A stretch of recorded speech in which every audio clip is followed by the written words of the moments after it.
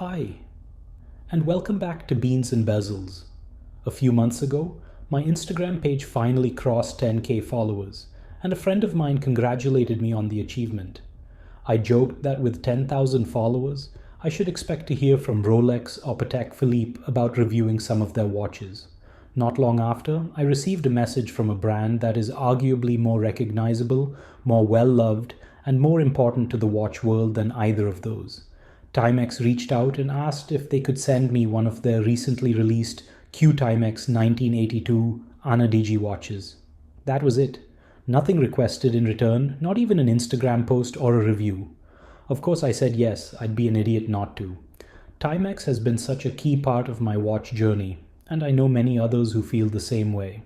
Sure, they don't make the most horologically impressive timepieces, nor do they have the kind of legacy or heirloom status that Rolex and Patek have, but they're one of the few brands adored by nearly every watch enthusiast and watch-adjacent person I know. As someone who enjoys bringing new people into the hobby, I'm deeply grateful to brands like Timex, Casio, and Seiko that shaped my early experiences and made watches a meaningful part of my life. I'm sure many of you feel the same, especially if you're around my age or older. That nostalgia is likely why Timex's vintage reissues do so well. They bring back memories of watches we might have owned, seen on others' wrists, or once desired. I feel that way about the Q Timex 1982 reissue. It reminds me of watches I saw on the wrists of adults when I was a kid. While I didn't grow up coveting a bright gold watch, I love the familiarity of the design and the brand. I like to say that while we all dreamed of owning a Rolex or Patek, a Timex was the loyal companion that never left your wrist, even if you wished it would.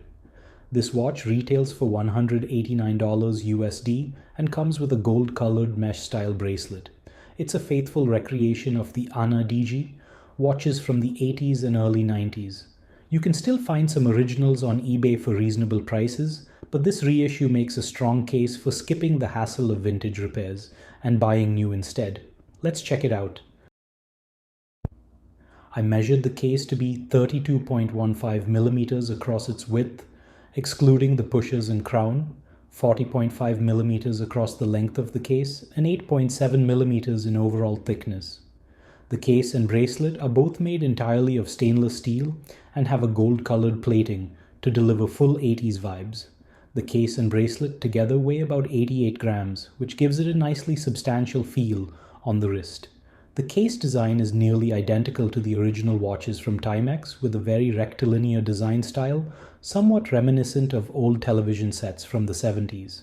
The top surfaces have a brushed finish, while the rest is polished. A slightly raised bezel section holds a mineral glass crystal that appears to have very good anti-reflective properties. A hooded lug design encloses a 16mm lug width that flares out to about 23mm and flows nicely into the color and finish-matched bracelet. There is a 3.5mm crown at the 3 o'clock position that is slightly recessed into the case. The crown isn't the easiest to grip or operate, but given that you're unlikely to use it often, I think that's entirely fine.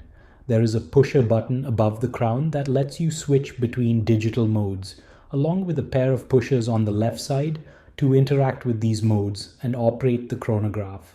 Flipping the watch over, you'll find a non-plated stainless steel case back that is fixed to the mid-case with 4 screws.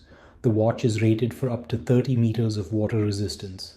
Funnily enough, I spent my entire childhood believing that all my watches were waterproof, and that included a bunch of Timex watches that had no business being in the water. But somehow, they survived. For the most part, the dial of this watch is a perfect recreation of the original. I say for the most part because there are some minor differences. A few versions of the original had all applied indices for the hour markers, and some even had loomed hands and indices. At the top is a recessed digital display that shows either the time, the date, an alarm function, or a chronograph timer. All are pretty useful features for an everyday watch. You can switch between modes and operate the relevant settings using the 2 pushers on the left and the mode pusher on the top right. There is a neatly recessed dial area that is cut out in a shape similar to the case, though in a more symmetric square layout. There is an applied Q index at 12 o'clock and bicolor applied rectangular indices at the remaining cardinal positions, with the white sections being loomed. The rest of the hour markers are black painted ticks, with shorter and lighter ticks for the minute increments. Interestingly, only the 3-hour indices are loomed, delivering absolutely no practical value for low light legibility since the hands are not loomed. The handset is quite lovely, with the hour and minute hands featuring an almost enamel-like black color and a short gold seconds hand. This enamel-esque finish is very true to the era, and I've even seen this style on a vintage Grand Seiko I owned a few years ago from a similar time period. The hour and minute hands are very legible, but the length of the seconds hand makes it somewhat difficult to read the exact second, and the fact that the hand is quite slim doesn't help with overall legibility. On the flip side, since the hand doesn't reach most of the second markers, the fact that the quartz ticks don't align perfectly with the markings isn't glaringly obvious. I like the overall dial style, color, and layout. I appreciate that Timex has mostly kept this watch true to its original design and executed it in a manner appropriate to that era. Personally, I would have liked to see some type of illumination or loom dial elements, but that's my only real critique here. To be completely honest, I know absolutely nothing about the movement in this watch, and even after attempting to dig into it for a while, I couldn't find much information about it apart from what it can do. Timex has been known to use movements from Seiko, Miyota, Ronda, and others, so I'd imagine the analog/digital quartz movement powering this watch is from one of those popular movement makers. From a feature perspective, the digital section of this watch can be used to tell the time and date, set an alarm, and operate a chronograph function with 1/100th of a second resolution for up to 60 minutes. The analog part of the watch is used solely to tell the time, with a ticking seconds hand. If there were one feature I would have liked to see, it would be some form of backlight or illumination for both the digital and analog displays. Loomed hands may have been a stretch, but some kind of indiglow feature could have done the trick. You might think the 32.15mm case width would wear small, but rectangular measurements don't always intuitively translate to circular case dimensions. The case measures about 41.35mm diagonally and has a 40.5mm case length, making it wear more like a traditional 37mm or 38mm watch. The overall 8.7mm thickness sits comfortably on my 6.75-inch wrist, and I have no complaints about the proportions. The watch features a true-to-era vintage-style bracelet with a 16mm lug width that tapers out to about 23mm beyond its hooded lug design, which is also very characteristic of this era of watch design.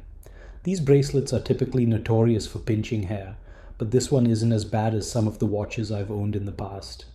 I did experience a few hair pinches, though those might have been isolated incidents of bad luck.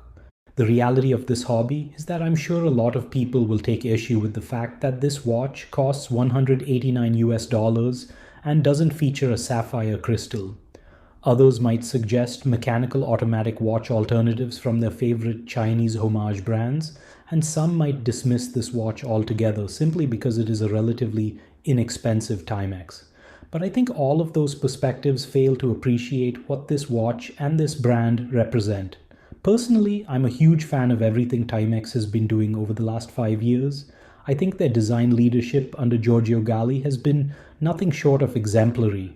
They've released some incredible pieces recently and have managed to capture the attention of many seasoned watch collectors as well.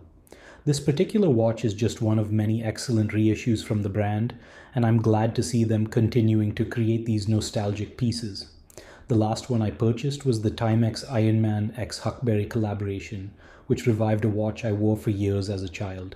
You can probably find a much more objectively superior watch at this price point if you're chasing value in some corner of AliExpress, but I can assure you that kind of value compares poorly to the ability to relive a nostalgic feeling for a very accessible price. As always, thanks for watching, and please subscribe to this channel if you enjoyed this content. It does help,